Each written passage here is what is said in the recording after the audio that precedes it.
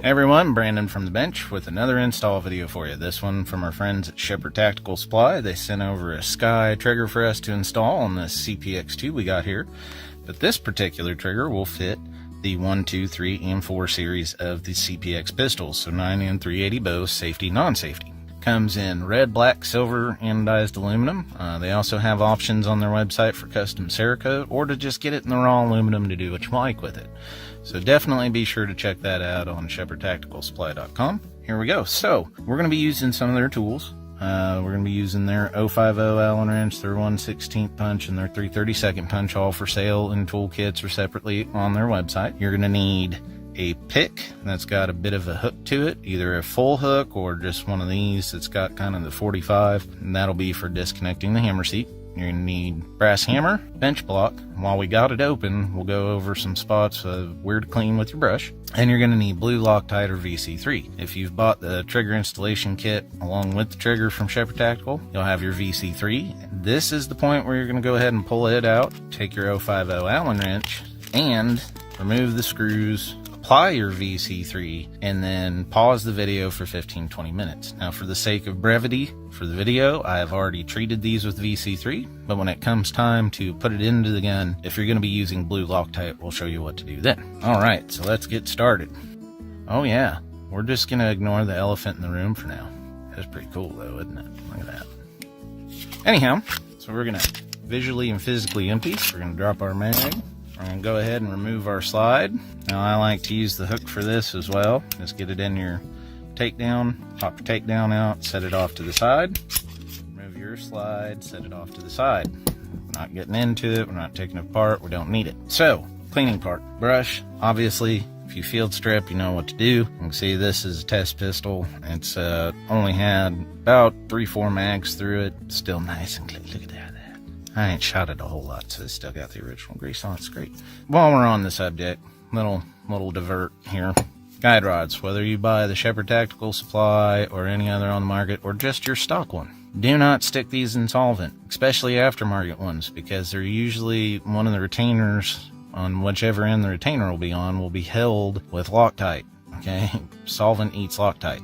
All you need to do to clean your guide rod, brush it out, get some gun oil on your fingers, just like you would anything else in the gun. Alright, you would remove your guide rod, your barrel, clean, put it all back together. That's part of your field stripping. Alright, now what we're going to do is we're going to go ahead and disconnect the hammer seat. So take your pick, you're going to pull up and forward into the mag well on the hammer seat. What this does is this removes tension on the hammer. So now we're ready to remove the frame pins. Now, they seem to change this at the factory quite a bit. So, sometimes now they're blue Loctited in place, sometimes they're knurled, sometimes they're not. There's no real rhyme or reason. I've always driven from left to right. If you start driving and it is impossible to come out, reverse sides. Don't just keep pounding on it because it may have knurls on one side going out that way. Drive right to left, not left to right. Left to right is when we put it back together. We're going to take our 3/32 punch. Don't mind all the stuff falling off the bench because I didn't clean it before I did the video, if you can tell.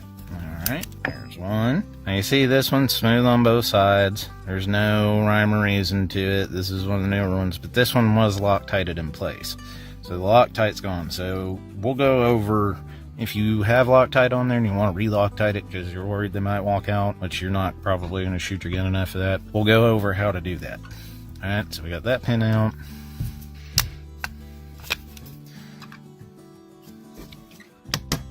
Sometimes when you drive them home, they can get a little stuck. Give them a couple hard taps from the side that you drove them in on just to give it a little loosening. Not the taps. Notice I didn't whack it like I'm getting ready to. I just tapped it. I like to use the back side of the bench block. And then we'll flip it back over. And don't let your small children watch that. That'll freak them out. Hammer coming to the face. Alright, so But it is important that you do share stuff like this with them, and you guys, you know, it's a good opportunity to sit down with your older children who are old enough and go over gun safety, how it functions, and everything else. It's a good thing to learn. It's a good thing to know. All right, so now we've got our frame pins out. We've got our hammer seat disconnected. So we're just going to push up on our trigger. Now, you'll have your stock trigger in there, obviously. And you'll pull the whole chassis out, and we're going to set our grip frame off to the side. It's a chunk, too. I've been pondering on some stuff that may have to get me one and do some grip work on, see what we can make happen, because that is just chunky. All right, so here we are with our chassis. So the first thing we're going to do is we're going to flip her over. We're going to go ahead and remove our trigger bar. Then what we're going to do is we're going to take our 1/16. Now this one's, I've had a part, you know, it's a gun I mess with and I do parts and stuff on. So this one's been in and out. What you'll want to do is sometimes they can stick, all right? And if you've shot yours a bunch, you probably won't have a problem. If yours is a newer gun and you went to the range and shot it and you're like, oh, this is terrible, and you're getting an improved trigger like this to put in, yours is probably going to be a little stuck. So you'll take your 1/16 or your 3/32, and if you go to push it and it's a little stuck, just set it like so on your block, line it up, and give it just a baby tap with the hammer, and it should pop right on out. So then we're going to go ahead and remove the trigger. Now this thing may come out. This is your slide lock. All right, if it does, it's pretty simple to put back in. The spring has a tendency, if you start shaking this around a bunch or throwing it around, this little spring right here will just pew, and yeah, it's going to be fun to find. If it does come out though, this is probably how it'll happen, because the slide lock actually goes inside your chassis like so. It's for the follower to hit it. So you put that part in first and then just slide it up in there, okay? Cleaning wise, while we've got it apart, you don't really need to remove the hammer. If the hammer does happen to fall out, if you're moving it around, this is your hammer pin and it falls out, it's no big deal. It can't go anywhere. It's connected, okay? Just make sure when you put it back that the slant is backwards and the flat face is forward. You can see from where you'll be able to look at it and tell which side goes forward, because that's what hits the firing pin. All right, so if that does happen though, while I got it out, might as well just brush it off. It doesn't take 8 pounds of grease or oil, guys. You'll literally put a little bit on your fingers, rub the sides of the hammer, okay, and then you'll put it back, and that's it. That's all you need to do on the hammer. Now, for those of you putting this in a CPX model with a safety, you don't even need to worry about that, because you'll have to remove the safety and whatnot, and you don't need to do that to remove the chassis from the frame. All right, so we'll take our stock trigger, our make pretend stock trigger, and make sure you put it in your goodie bag. Why? Always keep your stock parts.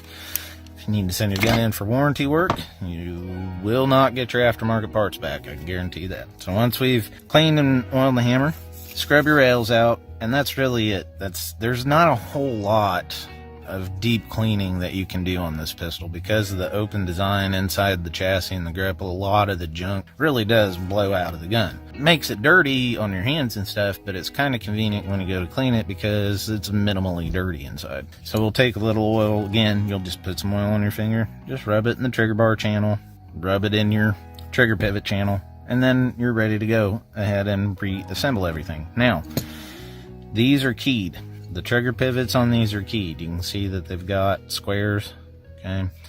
Now the thing with this is, you should have no problem, but there are going to be some of you out there that this piece, this pivot, is a little bit out of spec. And if you have issues, just email info@Shepherd Tactical Supply, and they'll be able to help you out with that. They'll give you instructions on what to do. All right, so go ahead and take your trigger, put it in there. Make sure that it's up and down, that the square is literally square. It's the best way I can say that.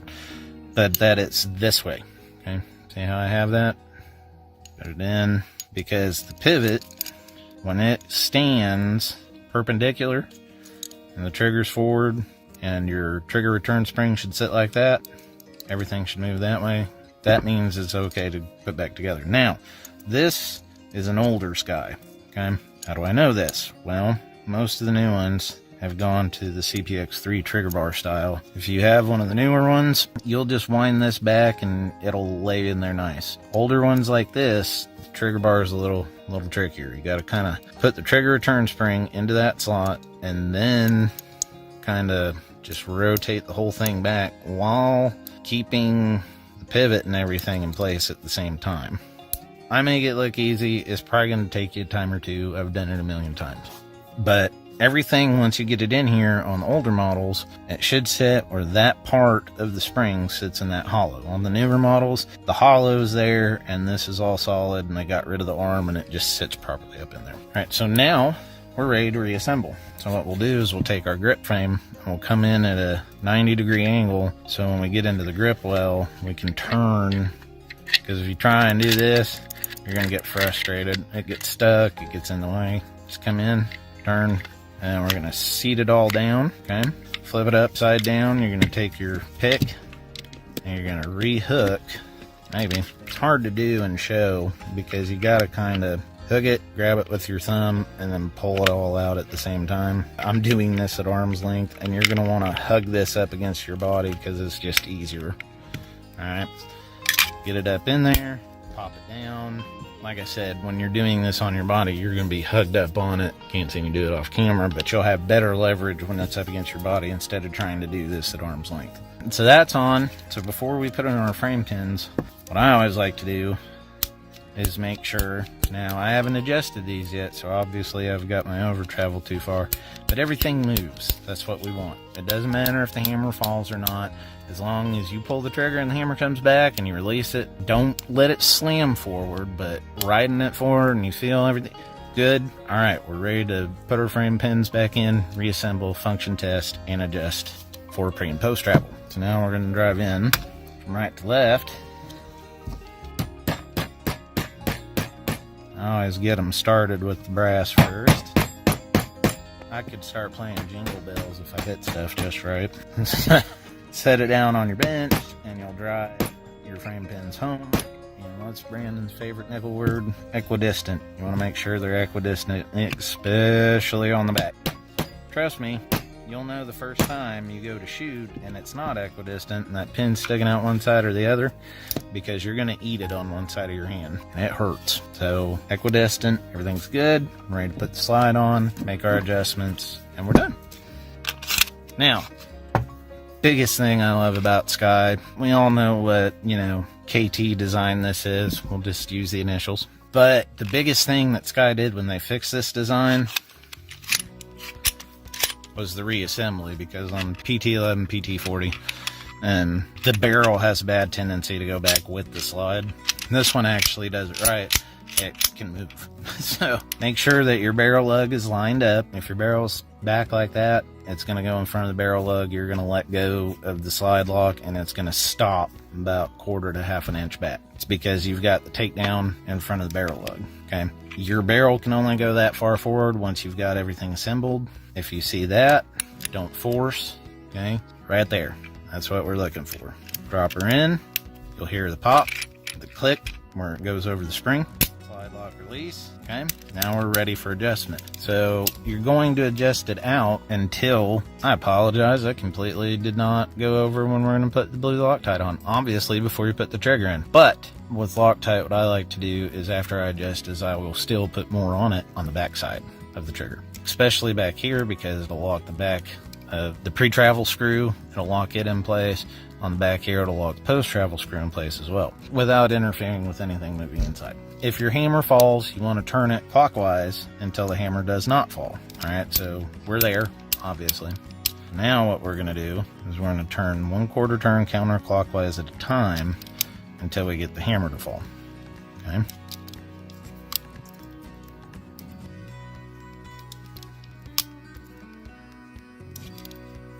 Oh, it's about to.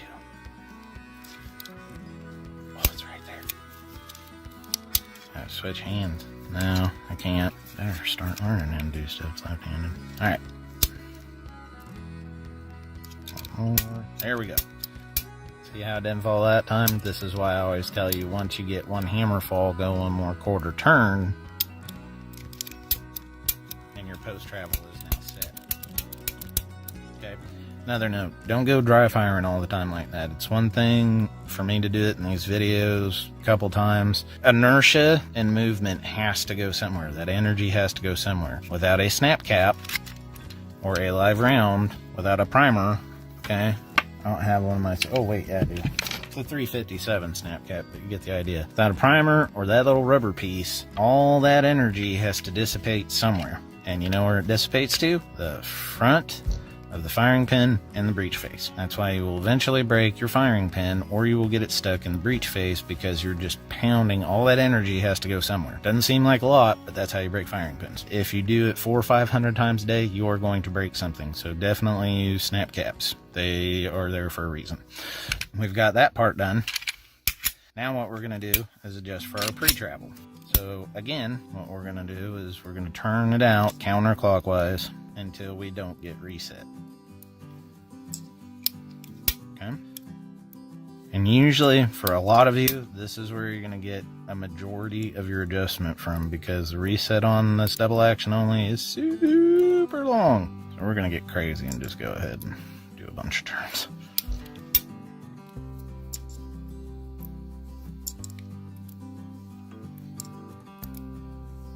Alright, so now we have no reset, we got a dead trigger. We're ready to start adjusting back, quarter turn at a time, until you get reset.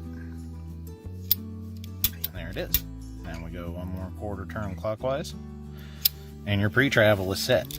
Okay, you should allow yourself about 1/16 of an inch, just like that, with pre-travel. It's about what it'll come out to. It's going to differ from pistol to pistol. You guys got to remember, this is a mass-produced cheap gun. So there are going to be tolerance variances. The majority of them are going to be within the pistol itself, not so much the trigger. Just because these are machined plus minus 2007 inch in a small shop. These are made 25, 50,000 a month as fast as they can make them in a huge manufacturing setting.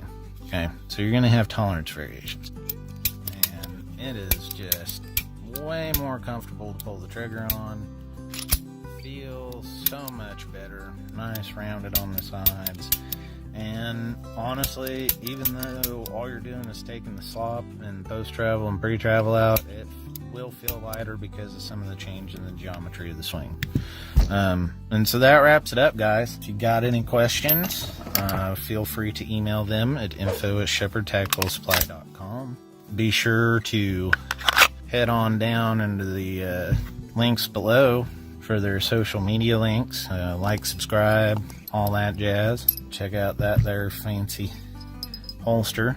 Be sure to check out their holster selection that they have, as well as all their other Sky parts, guys. And that's going to wrap this one up. This is Brandon from the bench. I appreciate it. We'll see you next time.